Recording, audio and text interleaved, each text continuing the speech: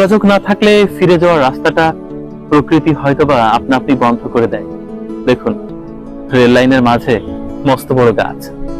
মানুষের জীবনেও তাই ঘটে। ছোট্ট একটা অভিমান, ছোট্ট একটা রাগ, ছোট্ট একটা ঘটনা দুটো মানুষকে কত দূরে নিয়ে যায়। একই আকাশের নিচে বসবাস, তবু কখনো দেখা হয় না, কথা হয় না। অভিমানের বরফ কখনো গলে না। মানুষের অভিমান বড্ড ভয়ানক। যোগাযোগ সরিয়ে ফেললে ফিরে যাওয়ার রাস্তাটা প্রকৃতি তার নিজস্ব গতিতেই বন্ধ করে দেয়, সংকুচিত করে দেয়, একসময় বিলীন করে দেয়। কেন জানেন? কারণ প্রকৃতি কখনো শূন্যস্থান পছন্দ করে না। আপনার জীবনে যে মানুষটির সাথে যোগাযোগ বিচ্ছিন্ন হয়েছে, প্রকৃতি তাকে সরিয়ে নিয়েছে অনেক দূর, যোজন যোজন দূরে।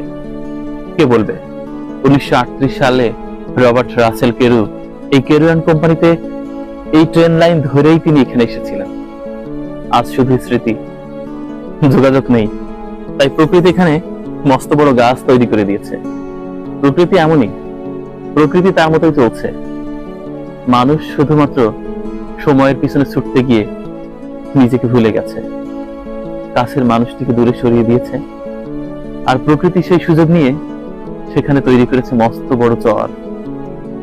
তাই হয়তোবা বলে, নদীর একুল ভাঙে অকুল গড়ে। এই তো নদীর খেলা। নদীর সাথে মানুষের জীবনের খুব মিল। প্রকৃতি কখনো শূন্যস্থান রাখে না। আপনি রাখলেও প্রকৃতি সেটাকে ভরিয়ে দেয়। যার সাথে যোগাযোগ বিচ্ছিন্ন হবে, প্রকৃতি তাকে আপনার থেকে অনেক দূরে নিয়ে যাবে। কখনো আর দেখাই হবে না।